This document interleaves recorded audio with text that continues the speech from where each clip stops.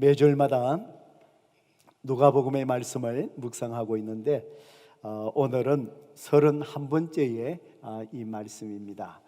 오늘 특별히 이 말씀을 통해서 또 저와 여러분에게 또 주님께서 어떤 말씀을 해주실까요? 설교 제목을 저를 따라서 같이 한번 해봅니다. 복음의 능력으로 산 제자들. 한번 내보실까요? 복음의 능력으로 산 제자들.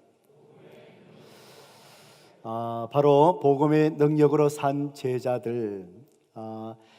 구체적으로 본문 속에 예수님의 12 제자를 의미하기도 하고, 또 오늘 또 주님의 삶을 또 쫓아가는 주님의 제자된 저와 여러분을 의미합니다. 복음의 능력으로 산 제자들.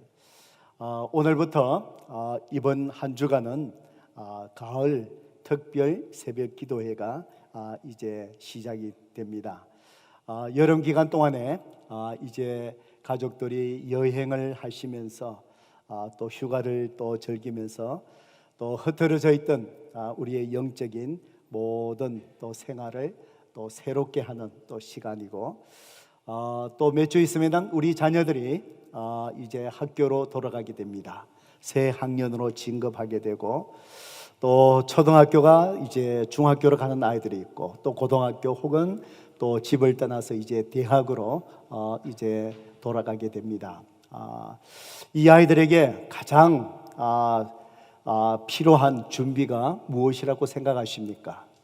아이들이 필요한 여러 가지 생활에 필요한 것들, 물론 우리 부모님들 잘 챙겨 주셔야 하겠지만, 무엇보다 더 중요한 것은 또 이 아이들이 영적으로 잘 준비되어서 보내는 것이 더 중요합니다. 또 오늘부터 시작하는 이 한 주간 동안에 우리 모든 부모님들, 우리 자녀들 정말 영적으로 또 새롭게 또 잘 준비되어서 새로운 삶에 우리가 나아갈 수 있기를 간절히 바랍니다. 이번 특별 새벽 기도회의 주제를 작지만 크게 산 거장들의 삶, 이렇게 주제를 잡았습니다.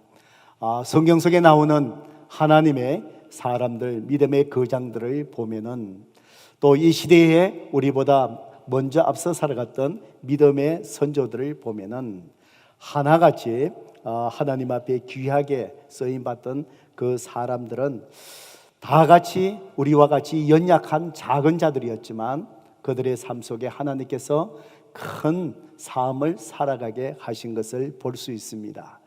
왜냐하면은 그들이 위대한 능력을 가진 것이 아니라 바로 그들이 믿는 우리의 주인 되신 우리 하나님이 위대하시기 때문입니다. 그렇지만 모든 하나님의 사람 그리스도인들이 그렇게 살아가는 것은 결코 아닙니다. 왜냐하면은 바로 우리의 주인 되신, 능력의 주인 되신 주님이 내 안에서 역사하시고 사시게끔 우리가 그분 앞에 우리의 삶을 내려놓는 결단이 있어야 되고, 또 그렇게 살아가는 삶의 훈련이 우리에게 반드시 필요하기 때문에 그렇습니다.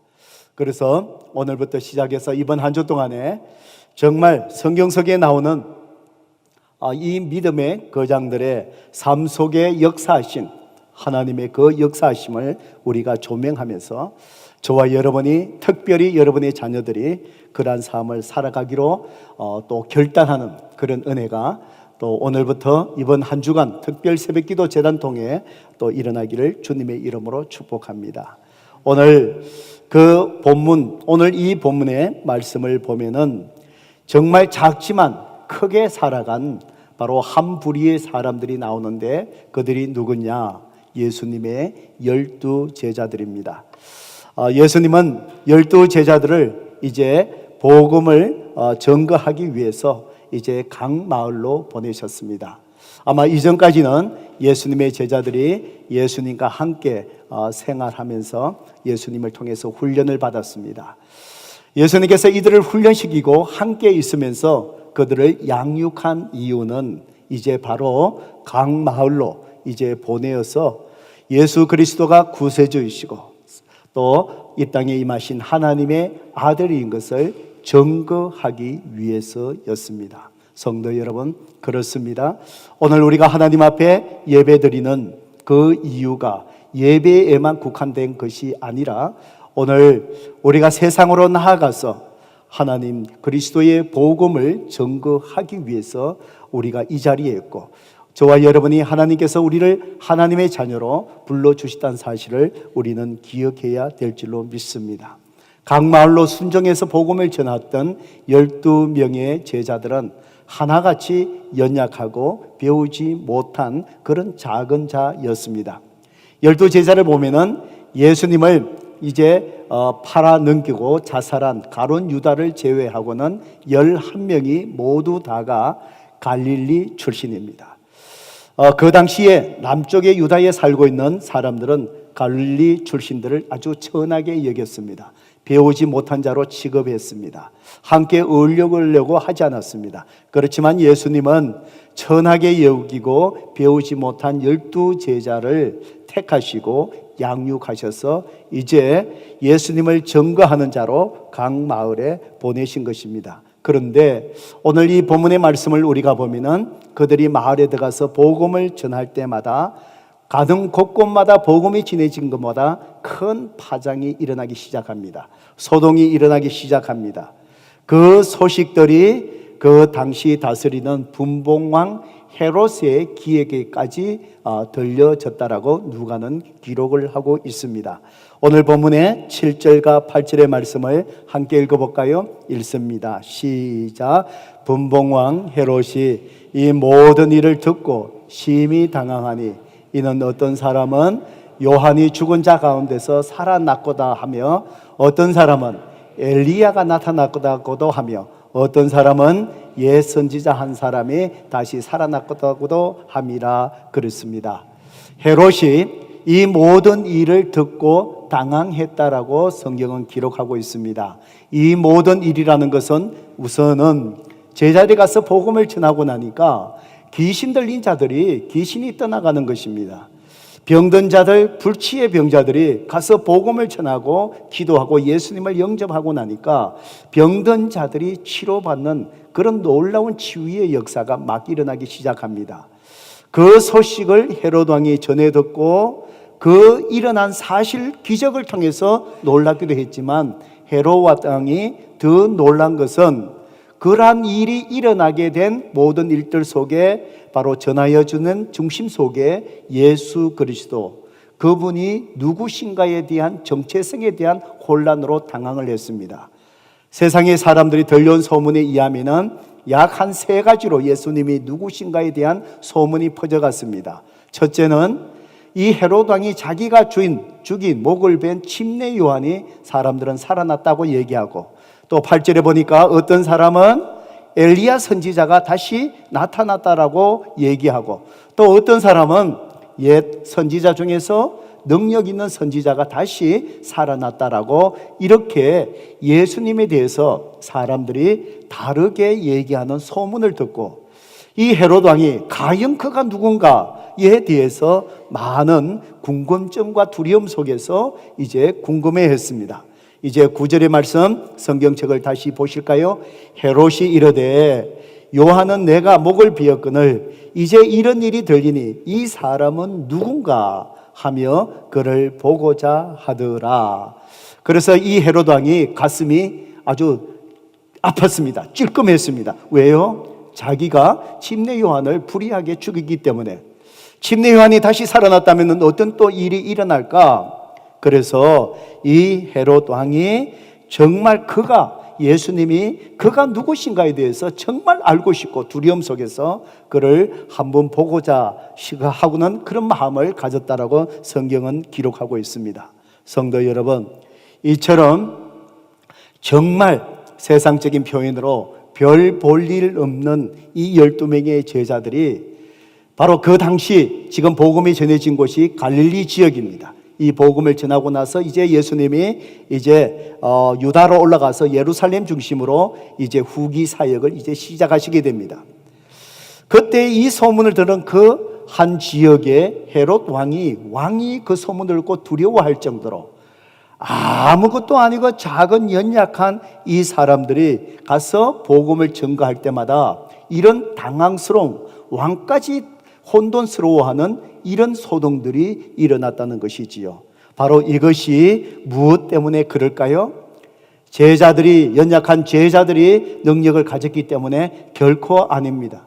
그들이 무언가에 신비한 것이 있어서 그런 것도 결코 아닙니다.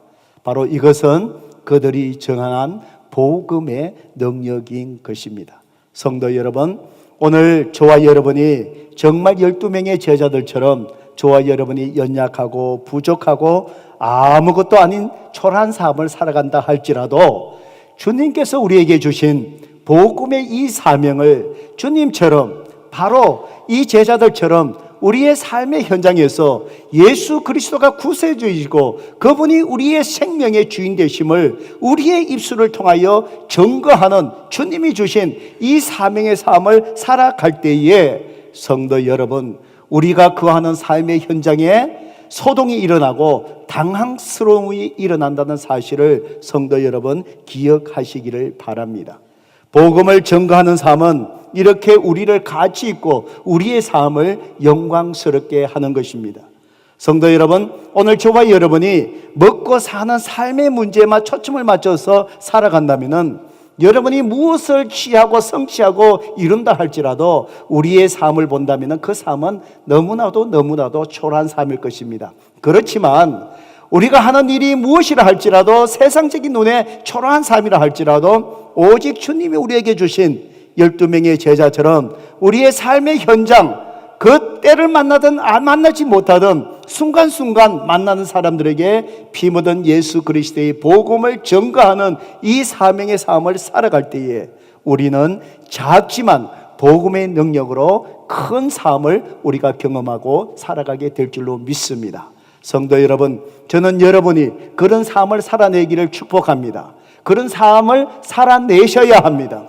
우리의 남은 인생을 그렇게 사셔야 합니다. 오늘 어떻게 연약하지만 이 12명의 제자들이 복음의 능력으로 큰 삶을 살아낼 수 있었을까요?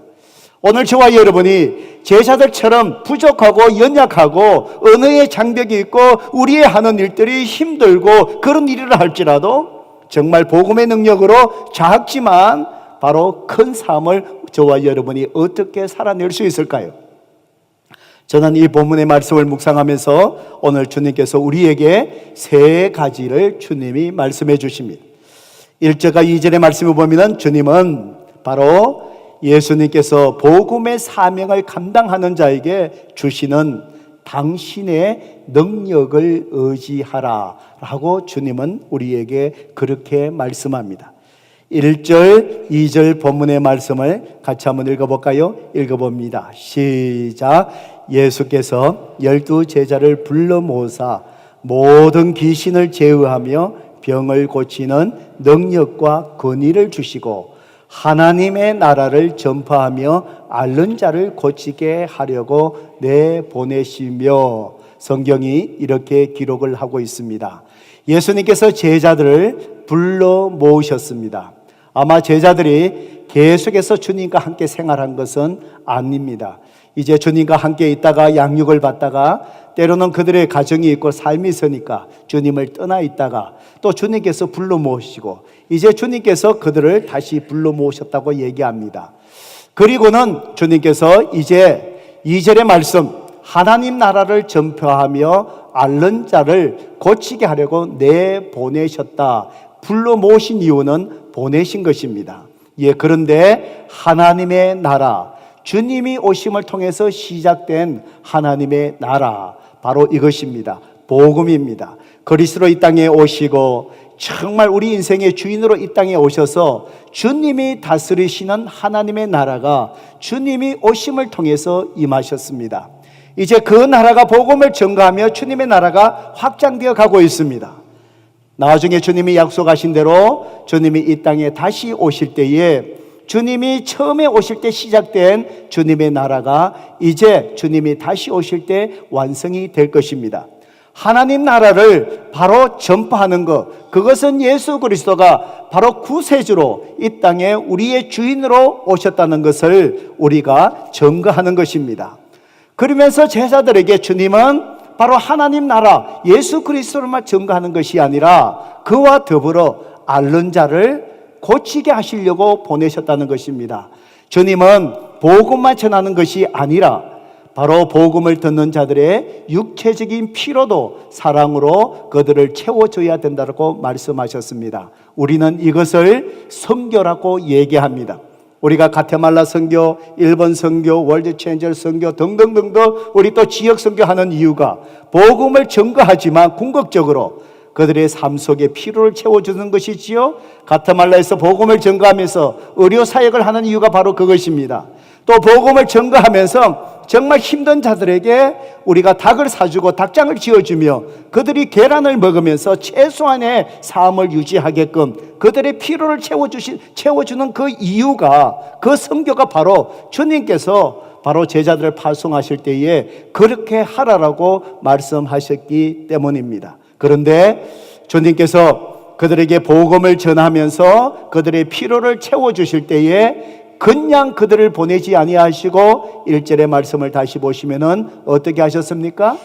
모든 귀신을 제어하며 병을 고치는 무엇과 무엇을 주셨다고요? 능력과 바로 권위를 주님께서 주셔서 보내셨다는 얘기입니다. 성도 여러분, 우리가 복음을 증거하는 삶 속에 주님은 결코 우리를 홀로 두지 않으신다는 것을 믿으시기를 바랍니다. 모든 것을 감당할 수 있게끔 능력을 주시고 우리에게 권위를 주시는 것입니다. 제자들이 가서 병든 자를 위해서 바로 주님의 복음을 전파하고 권위, 그 병든 자와 귀신 들린 자를 정말 쫓아낼 수 있는 주님께서 주신 그 권위로 선포할 때에 나사렛 예수 그리스도의 이름으로 모든 병이 치유될지어다, 악한 영들이 떠나갈지어다, 주님이 주신 그 권위, 권세로 주의 이름으로 선포할 때에 귀신이 떠나가고 병든 자가 치유받는 역사가 일어나니까 바로 어떻게 해요? 소동이 일어나는 거예요. 성도 여러분, 우리가 그런 삶을 살아내고 싶지 않습니까? 우리가 그런 능력의 삶, 복음의 능력을 경험하며 매일의 삶을 기대하며 살고 싶지 않으십니까? 주님은 우리가 복음을 전가할 때에 우리를 보내시며 홀로 보내는 것이 아니라 이 모든 사명을 담당할 수 있는 능력과 우리에게 권위를 주께서 부어주셨다는 사실을 여러분은 깨달으셔야 합니다. 이번에 가테말라 우리 선교 갈 때에 정말 의료 사역도 하고 VBS 사역에서 현지 교회가 발런티어들이 정말 어린이 사역을 계속 할 수 있게끔 지도자를 훈련시키고 우리가 3년을 이제 커미먼트하고 그 교회와 3년 동안의 지도자를 우리가 훈련시켜줘서 자체적으로 할 수 있게끔 3년을 와서 우리가 돕겠다라고 약속을 하고 그렇게 왔습니다. 또 닭장도 우리가 지어주고 여러 가지 많이 하고 그 중에서 그들의 육신의 아픔을 또 고쳐주는 의료 사역도 했습니다. 우리 또 의료 사역을 하면서 제일 처음에 사람들을 또 접수하지요. 또 혈압도 재지요. 체온도 재고. 그리고는 이제 의사 선생님, 우리 서집사님을 이제 만납니다. 진찰을 합니다. 또 통역을 하니까 시간이 걸리지요. 하루에 선교지에서 보니까 근 하루에 한 70명을 환자를 봤어요. 70명 환자 보기가 쉽지 않지 않습니까? 거기에 에어컨디션도 없고 그 갇혀진 그 좁은 공간에서 이 70명을 이제 다 보고 매일같이 그렇게 하신 것이지요. 그리고는 이제 진찰을 하고 나면은 이제 준비해간 그 약을, 치료약을 이렇게 줍니다. 비타민을 많이 갖고 가서 이제 약을 이제 또 여러 가지를 이제 주지요. 주고는 이 사람들이 의료사역에 마지막에 떠나갈 때에 그 다음에 제가 한 사역은 그냥 보낸 것이 아니라 약을 받고 떠나가기 전에 그리고는 이 사람들에게 중보기도 해주는 겁니다. 그래서 제가 스페니쉬를 잘 못하니까 그래서 하나님이 지혜를 주셔서 요즘 구글에 보니까 트랜스레이션이 정말 잘 돼 있어요. 그래서 제가 버튼만 딱 눌리면 아주 유창한 스페니쉬로 딱 얘기하고 그 사람의 반응을 보고 이렇게 했습니다. 제가 묻는 것은 몇 가지 질문이 있었습니다. 당신이 예수님을 구세주로 주인으로 모셔드렸습니까? 그러면은 이분들이 모셔들었으면은 C 그래요. 예, 그 정도는 제가 알아들으니까. 예. 그리고는 이제 또 제가 묻습니다. 예, 묻고 어느 교회 다니느냐? 그러면 이 교회냐? 그러면은 이 교회다. 안 그러면 다른 교회다. 이제 그런 얘기를 하고 마지막에 기도하기 전에 제가 묻는 질문이 바로 이것이었습니다. 바로 이 약을 통해서 하나님께서 당신의 병을 고쳐 주실 것을 믿느냐? 묻습니다. 그러면 C 그럽니다. 자, 성도 여러분, 제가 이것을 꼭 이들에게 묻는 이유가 있습니다. 제가 선교 가서 메디컬 선교할 때 중보기도 할 때마다 이유가 있습니다. 때로는 어떤 또 사람들이 찾아왔을 때는 그 병이 우리가 가지고 간 이 약으로서 치료할 수 있는 그런 병이 아닌 사람들도 들어 있습니다. 때로는 마지막에 오신 분들 보다 보면은 이제 준비해 간 약이 다 떨어져 갖고 줄 수 있는 약이 없을 때가 있습니다. 그때는 할 수 없이 비타민만 이제 주는 것이죠. 비타민만 이렇게 주고. 그럴 때마다 우리 진찰하시는 우리 서집사님이 나와서 저한테 알려줍니다. 목사님, 이 사람은 우리가 할 수 있는 부분이 아니고 전문적인 병원을 가야 되고 조금 더 병이 이 전문적으로 해야 될 그런 병입니다. 그리고 우리가 할 수 있는 분이 아닙니다. 이제 그러면서 목사님 기도해 주셔야 됩니다. 그런 얘기를 합니다. 또 어떤 분들은 또 얘기합니다. 이분에게 줄 수 있는 약이 없어서 비타민밖에 주지 못합니다. 예, 그러면서 이 사람들을 갖고 이 약이 당신을 하나님께서 치료해 주실 것을 믿냐? 저는 믿고 그 사람들이 아멘 하고 기도합니다. 왜 그렇습니까? 바로 오늘 이 말씀입니다. 주님께서 우리가 영혼들에게 복음의 사명을 전가하고 복음을 전가하고 한 영혼의 육체의 병을 치료할 때에 하나님은 분명히 주님은 우리에게 능력과 권세를 주셨다라고 말씀하셨기에 저는 믿기 때문에 그렇습니다.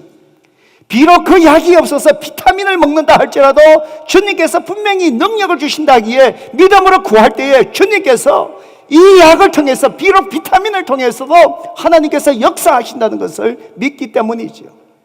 그리고는 간절히 기도합니다. 기도하고 나면은 많은 사람들 대부분이 기도할 동안에 정말 그 사람들이 다 웁니다. 누가 기도해도 다 웁니다. 왜 그런 줄 아십니까? 그들의 삶이 너무 힘들어요. 너무 어려워요. 정말 우리가 쉽게 먹는 비타민 몇 종류를 먹지만 그 사람들 비타민이 귀한 약이에요. 그걸 먹어본 적이 없는 사람들이에요. 앞으로도 돈 때문에 의사 찾아갈 수 있겠지만 찾아가지 못해요. 그러니까 의료사역 가면 수많은 사람들이 몰려드는 거예요. 성도 여러분, 우리가 70년대 어려운 삶들을 살아가지 않았습니까? 우리 어르신애들 정말 그때에 우리의 삶이 그랬잖아요. 먹는 것이 문제였습니다.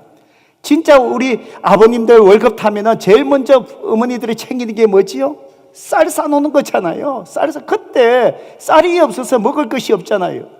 제가 어릴 때 정말 기억이 납니다. 우리 집에 쌀이 떨어져 갖고 먹을 것이 없었어요. 우리 아버님이 공무원이신데도 그러셨어요.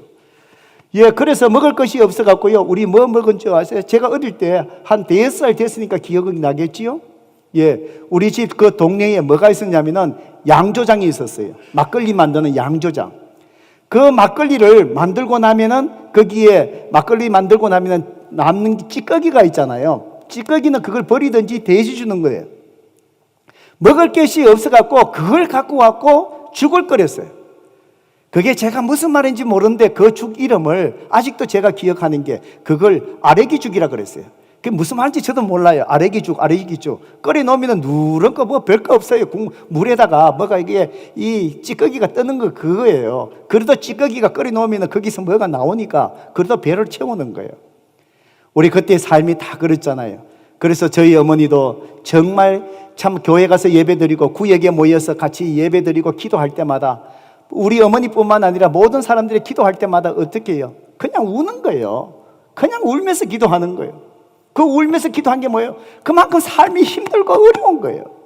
가테말라 가보니까 이 사람들이 기도할 때마다 기도만 하면 울어요. 그 삶이 너무나도 힘든 거예요. 기도하면서 하나님의 위로하심이 있는 거예요. 저는 분명히 모르지만 바로 그 믿음으로 기도할 때에 비록 비타민을 먹고라도 저는 하나님께서 그 영혼들을 고쳐주신다고 저는 믿습니다. 왜요? 주님이 우리가 복음을 전가할 때에 바로 그들에게 우리에게 벌죠 능력과 바로 근세를 주님께서 주셨기 때문입니다. 그래서 담대하게 선포합니다. 나사렛 예수 그리스도 이름으로 경하노니 모든 질병이 온전케 될지어다. 왜요? 주님께서 우리에게 근세를 주시고 하나님의 나라가 그들에게 가시적으로 임한 것을 증거로 보여주시기 위해서 능력으로 우리 가운데 역사하시기 때문에, 성도 여러분, 오늘 저와 여러분에게도 복음을 선포하며 주님이 주신 근세로 나사렛 예수 그리스도의 이름으로 선포할 때마다 악한 영이 떠나가고 정말 하나님의 나라가 그 삶 속에 임하는, 능력으로 임하는 역사를 경험하게 될 줄로 믿습니다. 그래서 우리는 작지만 복음의 능력으로 우리가 큰 삶을 살아낼 수 있는 것입니다. 두 번째로, 우리는 어떻게 복음의 능력으로 작지만 큰 삶을 살아낼 수 있을까요? 3절과 4절의 말씀을 통해서 주님이 말씀하십니다. 예수님께서 우리 세상의 육체적 모든 피로들을 주님이 복음을 전할 때에 우리 삶을 책임져 주실 것, 공급해 주실 것을 믿으라는 것입니다. 믿으면 우리는 작지만 큰 삶을 복음의 능력으로 살아갈 수 있다는 것입니다. 3절, 4절의 말씀을 같이 한번 읽어볼까요? 읽어봅니다. 시작. 이르시되 여행을 위하여 아무것도 가지지 말라. 지팡이나 배낭이나 양식이나 돈이나 두벌롯을 가지지 말며 어느 집에 들어가든지 거기서 머물다가 거기서 떠나라. 제자들 주님께서 파송하면서 뭐라 그러시죠? 아무것도 가지지 말래요. 성도 여러분, 복음을 전하는데 여행하는 자, 복음을 전하기 위해서 어디를 여행하는 자, 기본적으로 가져가야 될 것이 있지 않습니까? 지팡이 있어야 되지 않습니까? 여러분, 산에 한번 올라갈 때 지팡이가 있는 거하고 없는 거하고 정말 차이가 많더라고요. 이게 균형이 잡히고 힘이 덜 들어요. 먼 길을 여행하려면 이 지팡이가 있어야 되지 않습니까? 배낭이 있어야 되지 않습니까? 기본적인 양식이 있어야 되지 않습니까? 그래도 노잣돈, 돈이 있어야 되지 않겠습니까? 그래도 갈아입을 두벌옷은 최소한 있어야 되지 않겠습니까? 예수님은 뭐라 그러시죠? 아무것도 가져가지 말래요. 아무것도 가져가지 말래요. 왜요? 4절에 어느 집에 들어가서 거기서 머물다가 거기서 떠나라. 봐주죠? 머물고 이렇게 피로를 채워줄 집을 주님이 어떻게 해요? 공급해 주신다는 거예요. 책임져 주신다는 거예요. 믿으십니까? 저는 이 말씀 보다가 조금 가슴이 찔렸어요. 가테말라 갈 때에 제가 아무것도 가져가지 않아야 되는데 챙겼거든요.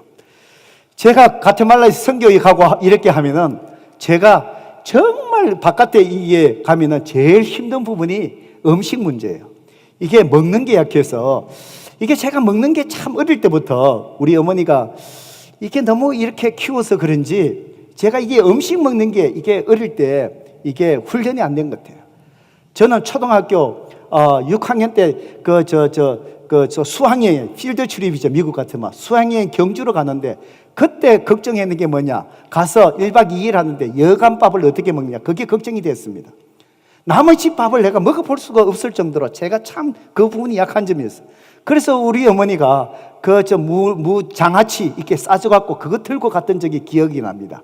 어릴 때부터 음식 가서 낯선 음식들 이렇게 먹는 게 저는 큰 부담이었는데, 이 말씀을 보는데 제가 찔리는 게, 제가 그 가방 속에 인스턴트 컵라면을 넣어갔거든요. 그러니까 예수님이 아무것도 가지지 말라 그러는데 제가 그게 찔려갖고 여러분 앞에 내가 자수하지 않으면 말씀을 못 전할 것 같아서 지금 자수하는 거예요. 예, 사실 그거 갖고 가서 나 혼자 먹은 게 아니고 다 먹었습니다. 예, 갖는 사람 다 먹었습니다. 예, 그러니까 크게 부담되지 않는데, 아무튼 성도 여러분, 주님께서 아무것도 가지지 마라. 우리가 복음을 전하기 위해서 꼭 선교지에만 가는 것이 아니라 오늘 우리의 삶 속에서 우리가 살아가면서 주님이 아무것도 가지지 말라, 그 의미는 바로 뭘까요? 집이 필요 없다는 것은 아니잖아요. 우리가 일하지 말라는 그런 의미가 아니잖아요. 뭘까요? 주님이 공급해 주신 것을, 바로 주님이 책임져 주신다는 것을 알고 우리가 먹고 사는 문제에 초점 맞추지 말라는 이 말씀의 의미가 아니겠습니까? 성도 여러분, 주님은 아무것도 가지지 말라 그렇게 하기 위해서 제자들에게 복음에 집중하게 하고 이렇게 주의 사명을 가지고 살아갈 때에 저들의 삶 속에 필요한 것을 주님이 채워주는 것을 한번 경험해 보라는 거예요. 선교의 현장에서 경험해 보라는 거예요. 바로 이겁니다. 성도 여러분, 오늘 저와 여러분의 삶 속에 정말 우리가 주의 일을 위해서 살아갈 때 보면은 내 삶에 대한 것을 다 해놓고 나중에 목사님 시간 되면은 하겠습니다. 나중에 어느 정도 내 사업이 되고 나면 하겠습니다. 나중에 내 환경이 어느 정도 정돈되면은 주를 위해서 내가 봉사하고 살아가겠습니다. 그게 아니라는 것이지요. 그러니까 우리가 삶 속에 주님이 복음의 능력으로 임한 것을 우리가 어떻게 해요? 경험하지를 못하는 거예요. 왜요? 주님이 공급하시고 책임져 주실 그 삶의 영역을 다 주님이 하실 일들을 제한했기 때문에 하나님을 경험하지 못하는 거예요. 평범한 일들만 우리가 경험하고 살아가는 것이지요. 주님은 아무것도 가지지 말라. 우리의 삶 속에 필요한 거기에 초점 맞추지 말고 오직 피 묻은 그리스도의 복음을 전하는 데 초점 맞추면은 먼저 그의 나라와 그의 의를 구하라. 그리 이래 하면 이 모든 것을 어떻게 해요? 더해 주신다는 거잖아요. 책임져 주신다는 거잖아요. 성도 여러분, 저는 우리가 교회에서 선교하고 특별히 여름에 단기 선교팀들, 여러 팀들 이렇게 가게 되면은 팀들마다 팀장들, 리더들이 계획을 하지 않습니까? 가서 어떤 사역을 해야 될 것이고, 이 사역을 하려면은 어떤 사람들이 어느 정도가 필요하고, 그러면 이 사역을 하다 보면은 재정적으로 얼마의 재정이 필요할 거고, 우리가 할 수 있는 것이 무엇일까? 이거부터 계산을 하잖아요. 그럴 때마다 성도 여러분 꼭 기억하십시오. 선교뿐만 아니라 우리가 주의 일을 하든지 여러분이 정말 복음의 사명을 위해 초점 맞추고 여러분의 모든 비즈니스와 모든 일을 해나갈 때 제일 먼저 생각해야 될 것이 무엇인지 아십니까? 성도 여러분, 하나님이 원하시고 하시고자 하는 일이 무엇인가를 기도하면서 그걸 먼저 분별하셔요. 우리 대부분은 뭐예요? 내가 가지고 있는 지금 돈을 계산을 해요. 내가 이 정도밖에 재정이 되지 않는데, 그리고는 지금 현재 선교하는데 할 사람을 생각해요. 사람이 없는데. 그러니까 그 안에 갇혀진 내가 생각하는 내 계획 속의 그 사람, 내가 가지고 있는 그 재정 속에서 주의 일을 하려고 해요. 그러면은 그 속에 하나님이 하실 일은 뭐가 있어요? 아무것도 경험하지 못해요. 아무것도 경험하지 못해요. 주님은 뭐예요? 아무것도 가지지 마라. 무엇에 초점 맞추라는 거예요? 오직 복음을 전가하는 것. 성도 여러분, 하나님이 이 일을 통해서 이루고자 하시는 일이 무엇일까? 거기에 집중해서 기도하시면서 그걸 다 분별해야 되는 거예요. 하나님이 가테말라 선교를 통해서 이 일을 하시기를 원하구나. 그래서 현지 선교사님, 그 교회의 필요들을 자꾸 물어보는 거예요. 기도하면서 우리가 도와줄 일이 무엇입니까? 그들이 필요로 하는 것이 무엇입니까? 우리의 현재 자원을 보는 것이 아니에요. 우리를 보는 것이 아니라 그들에게 필요한 것이 뭐냐? 복음을 전가하기 위해서 그들이 무엇을 필요하느냐? 그러면은 그걸 먼저 리스트를 적는 거예요. 그리고는 어떻게 해요? 기도하는 거예요. 우리 자신을 보내요. 하나님이 이 일을 하시길 원하는데 우리가 할 수 있는 부분이 뭘까? 5가지 중에서 우리가 할 수 있는 것은 2가지밖에 안 되네. 이 일을 하려면 이만한 재정이 필요한데 우리가 지금 가지고 있는 재정은 50%밖에 안 되네.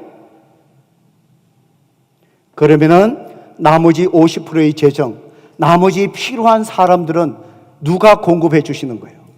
하나님이 하실 일이에요. 하나님이 하실 일이에요.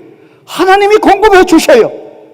정말 하나님이 기뻐하신 일이라면 하나님이 공급해 주셔요. 저는 교회를 개척하면서 정말 하나님을 경험한 헨리 블레이카비 목사님 교제를 통해서 이걸 깨닫고 배우고 난 다음에 제 목회가 달라졌어요. 저는 목회하고 교회를 개척하고 지금까지 이런 식으로 하려고 정말 애를 썼어요. 제가 부교육자들에게 항상 얘기해요. 돈 신경 쓰지 마세요. 성도 여러분, 우리 교회가 재정이 많아서 그런 게 아니에요. 돈 신경 쓰지 마라 그래요. 하나님이 기뻐하실 일이 무엇인가를 먼저 기도하며 분별하세요. 그러면 하나님은 사람을 채워주시고 하나님은 재정을 채워주신다. 저는요, 교회를 개척하고 지금까지 내가 경험한 하나님, 정말 목회하면서 경험한 하나님을 한마디로 얘기하라면 제가 경험한 하나님은요, 부족함이 없게 하시는 하나님이셨어요. 부족함이 없게 하셨어요. 정말 하나님이 이 일을 기뻐하시면은 저는요, 여러 번 성도님들 기도하는 가운데 하나님 주신 마음을 가지고 그분들에게 다가가요.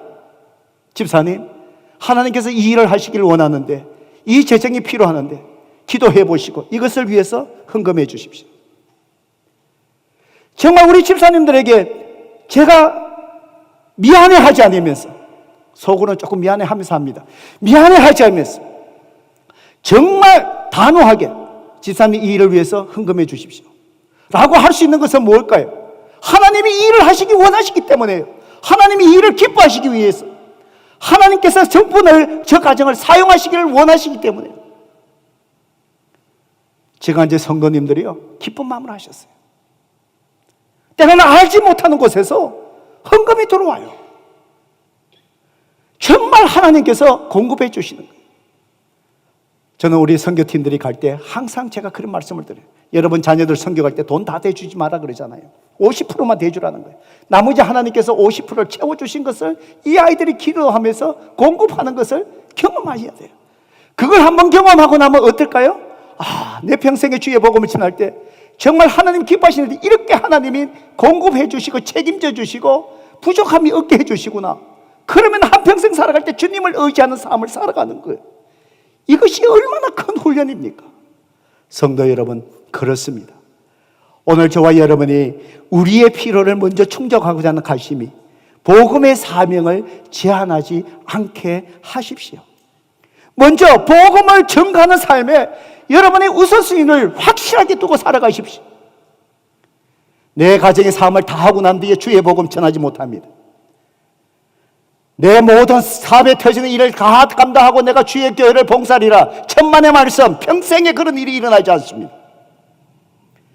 내가 주님 앞에 복음의 사명을 위하여, 주의 교회를 위하여, 주를 위하여 내 삶과 내 물질과 내 시간을 들여서 복음을 위해서 헌신하고 나면은 이 세상에 육체적으로 내게 필요한 모든 것들, 내 가정에, 내 자녀, 내 사업의 터전 주께서 책임지고 공급해 주실 줄로 믿으시면 아멘 하십시오. 바로 주님이 우리에게 그렇게 할 때 우리는 작지만 주님께서 역사하시는, 공급해 주시는 큰 삶을 우리는 살아낼 수 있다는 사실입니다. 마지막으로 우리는 어떻게 복음의 능력으로 작지만 큰 삶을 살아낼 수 있을까요? 5절과 6절의 말씀입니다. 예수님께서 복음의 사명을 감당할 때 보호해 주신다는 거예요. 지켜주신다는 거예요. 이걸 신뢰하면 된다라는 사실입니다. 5절, 6절 같이 한번 읽어볼까요? 읽어봅니다. 시작. 누구든지 너희를 영접하지 아니하거든 그 성에서 떠날 때에 너희 발에 먼지를 떨어버려 그들에게 증거를 삼아라. 제자들이 나가 각 마을에 돌아다니며 곳곳에 복음을 전하며 병을 고치더라. 여러분, 예수님의 제자들이 주님을 의지했지만 각 곳에 가는 것마다 복음을 전할 때마다 환영받은 것은 아닙니다. 많은 경우에 배척을 당했습니다. 죽을 고비도 넘겨갑니다. 어려움에 난처하게 놓이게 됩니다. 주님은 미리 하시고 말씀합니다. 누구든지 너희를 영접하지 않거든 어떻게 해요? 그 성을 어떻게 떠나라는 거예요. 떠날 때에 발에 문지를 떨어버려서 증거를 삼아라. 무슨 얘기지요? 이들이 주님 앞에 섰을 때에 내가 복음을 듣지 못했습니다. 변명하지 못한다는 거예요. 제자들에게도 책임이 없다는 거예요. 복음을 분명히 전했으니까. 어떤 어려움 속에서 너희를 환영하지 않고 영접하지 않으면 그 성을 떠나라. 제자들이 각 마을에 두루다니며 복음을 전하며 병을 고쳤더라. 성도 여러분, 복음을 전하다가 수모를 당하고 어려움을 당할 때 제자들이 두렵지 않겠습니까? 포기하지 않겠습니까? 주님이 그 성을 떠나라 라고 말씀하시는 것에 그 의미 속에 무엇이 담겨져 있습니까? 내가 너를 지키겠다, 보호하겠다는. 성도 여러분, 주를 위해서 한번 살아보시기 바랍니다. 내 가정이 어떻을까 두려워하지 마세요. 주를 위해 봉사하며 주를 위해 내 삶을 온전히 한번 드려보세요. 내가 하지 못한 세상 일들 어떻게 될까 염려하지 마세요. 주님이 책임져 주십니다. 주님이 보호해 주십니다. 어제 우리 어린이 여름 성경학교가 정말 은혜 가운데 끝났습니다. 잘 끝났습니다. 우리 선생님들 많은 분들이 봉사하시 애쓰셨고 우리 봉사자들, 우리 청소년들 정말 우리 청소년들 잘 키웠어요. 정말 우리 부모님들, 우리 선생님들 정말 제가 보면서 너무 감사해요. 이 아이들이 얼마나 헌신적으로 잘 섬기는지 정말 감사해요. 어제 아이들이 이렇게 참 많이 왔고 작년에도 많이 왔고요. 어린이 예배실에서 하는데 어려움이 있었대요. 숫자가 너무 많아갖고 너무 좁으니까. 그래서 우리 준비하시는 데이빌로 전도사님 저한테 와서 몇 개월 전에 얘기하더라고요. 목사님, 이번 여름 성경학교에 아이들이 한 100명 이상 넘게 오면 어린이 예배실 좁아서 도저히 못합니다. 목사님, 이 본당을 사용하게 해달라는 거예요. 제가 선뜻 대답을 못했습니다. 대답을 하지 못한 이유가 뭔지 아십니까? 5년 전에 우리 이 성전을 건축하고요, 이 의자 이렇게 놓는 거, 여러분이 그냥 앉아서 쉬다가 편안하게 드리고 나가니까 이 의자가 그냥 뭐 놓여진 것 같지요? 절대로 그렇지 않습니다. 이 의자를 놓을 때에 제가요, 그때 우리 김 목사님하고 나하고 같이 놨나요? 제 조수했지, 그죠? 헬프하시고 이거 놓는데요, 도면 보고 이 사이즈를 다 지었습니다. 여러분 여기에 딱 보면 바닥에 보면은 십자가 까만 표시가 있습니다. 이게 중앙에서부터 다 이 기준점이 다 잡혀졌습니다. 앞에, 중간에, 뒤에 보면은 그 의자에 십자가 마크가 나오고, 혹시 여러분 앉은 자리가 의자가 앞자리가 십자가 벗어나면 맞춰놓고 나가세요. 이걸 처음에 놓을 때에 이게 밤새도록 했습니다. 밤새 작업했습니다. 이거 놓는데 눈으로 대충 놔서 절대로 안 됩니다. 놓고 나면은요, 이게 안 맞습니다. 삐뚤어지고 막 어긋나고 그렇게 안 되기 때문에 이게 줄을 다 놓고 해야 됩니다. 줄을 다 놓고, 여러분 앉은 이 줄도 어제 그 작업을 어제 아이들하고요, 한 팀이 돼서 숫자가 많으니까 하는데 식사 1시간 빼고 몇 시간을 했느냐? 끝나고 4시간을 꼽아겠습니다. 4시간을. 야, 이 유스들이 시험 쳐서 그 시험들하고 청소년이 도망갈까 봐 제가 조마조마했는데 이 아이들이 끝까지 다 하더라고요. 집에 가서 엄마 아빠인데 무슨 얘기인지 모르겠지만 애들이 참 착해요. 다 했어요. 앞에 이게 줄 여러분 옆에 한번 보세요. 각이 다 많습니다. 그 앉으실 때 조심해서 일 하셔야 돼요. 각 흐트리시면 안 돼요. 이 각을 다 맞추었어요. 모서리 옆에 앵글 졌잖아요. 이 앵글이 처음부터 끝까지 다 맞습니다. 왜 그런 줄 아십니까? 가운데부터 이 앞뒤로 세로의 줄을 다 맞추고요, 가로줄을 맞출 때 전부 줄을 대고요, 의자와 의자 사이에 자를 재는 줄을 가지고요, 동일한 간격으로 탁탁 맞춰갖고요, 하나도 빈틈이 없습니다. 제가 5년 전에 그걸 알기 때문에 이걸 의자를 다 치우고 나면 뭐예요? 이만한 희생이 또 들어가야 되는 거예요. 부탁한 사람은 그냥 의자 놓는 게 쉽게 생각하니까 그냥 쉽게 얘기하지만, 저는 그걸 아니까, 수고를 하니까 이게 선뜻 대답이 안 나오는 거예요. 저는 그런 얘기하면 처음에 예스 안 합니다. 적극적으로 생각할 수 있으니까. 한 달 후에 BB에서 가까워지니까 조심스럽게 저희들 말을 끄잡아내면서 그러더라고요. 저도 목회가 20-30년 다 돼간데 눈치면 3단 아닙니까? 보면은 저 사람이 뭘 원하는지 알잖아요. 아, 이분들이 정말 이 본당을 필요로 하구나. 그래서 제가 조금 더 챌린지를 준다고 약속을 했습니다. 이 본당을 사용하는데 기준을 정하자. 어린이 예배실에 맥시멈 몇 명까지 할 수 있느냐?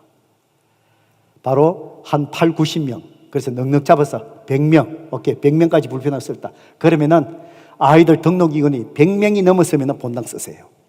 100명 이하면은 어린이 예배실 불편하도록 쓰세요. 그리고는 이제 했는데, 처음에 그 전날 며칠 날까지 물어보니까 몇 명이냐 그러니까 80명이래. 그럼 100명 안 되네, 옮겨야 되네. 제가 농담했습니다. 근데 정말 믿음대로 첫날 등록한 숫자를 보니까 100명이 넘어서더라고요. 성도 여러분, 제가 이 말씀을 드리는 이유가 바로 무엇인 줄 아십니까? 이것을 새로 할 때 그 희생을 해야 되고요, 어제 한 4시간 동안에 정말 무릎 꿇고 해야 됩니다. 바닥에 무릎 꿇고 줄을 다 재고 6명이 붙어서 의자를 하나하나 이렇게 밀어갖고 줄을 다 맞추고요, 다 그렇게 하거든요. 그 희생을 한 이유가 바로 뭡니까? 어린 생명들이 복음의 말씀 속에서 예수 그리스도를 만나고 주님을 알아가는 그 일에 우리가 이만한 희생할 가치가 있기 때문입니다. 저는 분명히 믿습니다. 우리가 그런 수고했지만 제가 직접 나서서 했지만 아니면은 이걸 해본 사람이 없으니까 해놓으면 엉망이 되니까 처음부터 제가 끝까지 마지막 의자 노는까지 제가 다 맞추었습니다.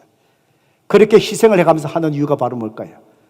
우리는 지금 알지 못하지만 어린 생명의 복음의 말씀 속에서 정말 이 아이 중에 정말 자라나서 이 나라와 이 세계를 위해서 주의 영광을 위해서 귀하게 쓰임을 믿음의 거장이 이 속에 일어난다는 것을 저는 믿기 때문입니다.